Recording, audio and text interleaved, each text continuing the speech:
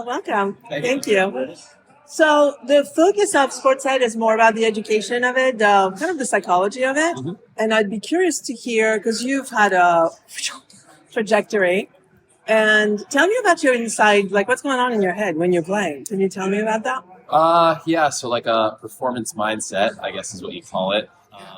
I'd say two things about it, at least personally for me. One, it's more blank than you think. It's less going on upstairs, the better. The more on autopilot you are while you're playing, I think the better it is. Not the point of being lackadaisical, but I find that your mind likes to get in the way of performance. Oh, yeah. Think about things too much.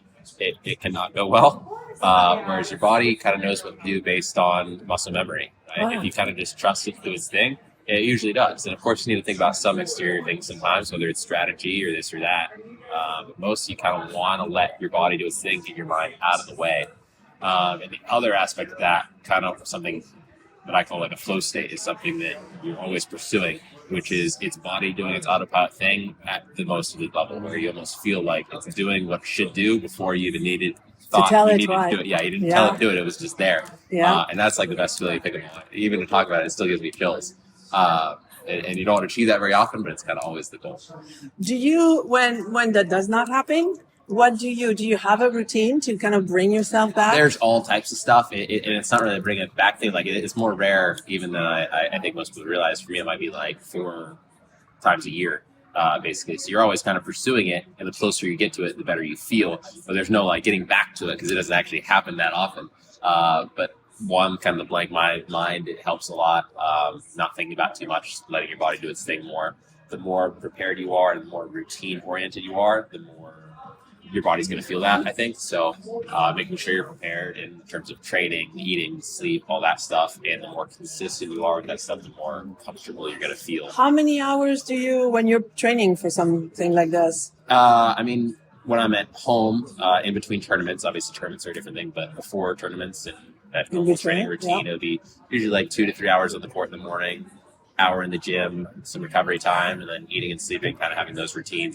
It's a never-ending job in some sense, but it's also not like real normal work either. No, it's fine. I'm curious, like when, were you able to stay with your schooling as you were growing in the sport? Like, yes. Were you? Yeah, so I went to the University of Maryland and got my degree. I graduated this year, actually in May. So Wow. Towards the end, in like the last year and a half, my semesters were getting really tough just because I had difficult classes. I was traveling more and more. I was competing more and more and training more. So it was all things getting busier at the same time.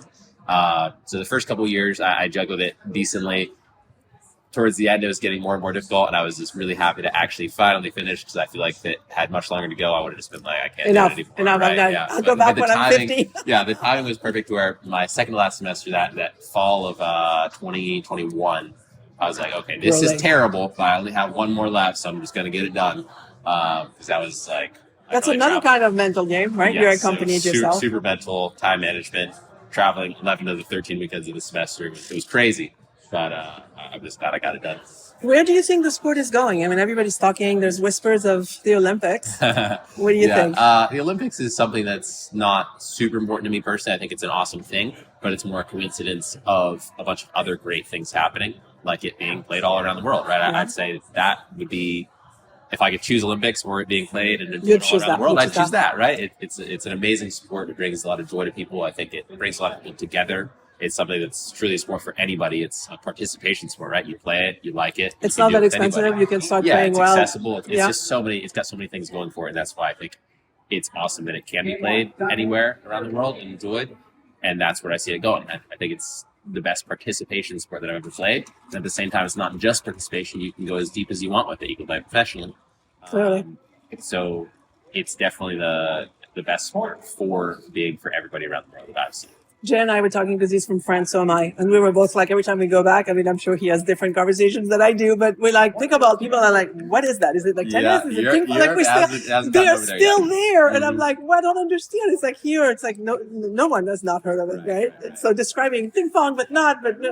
Yeah. Anyway, so that's very cool. So you're playing the 3, you're in the 3 yes. again? Mm-hmm. Okay. And your goal is to win all of them? Always. Always. So break a leg, what do we wish you? Mm-hmm. Yeah.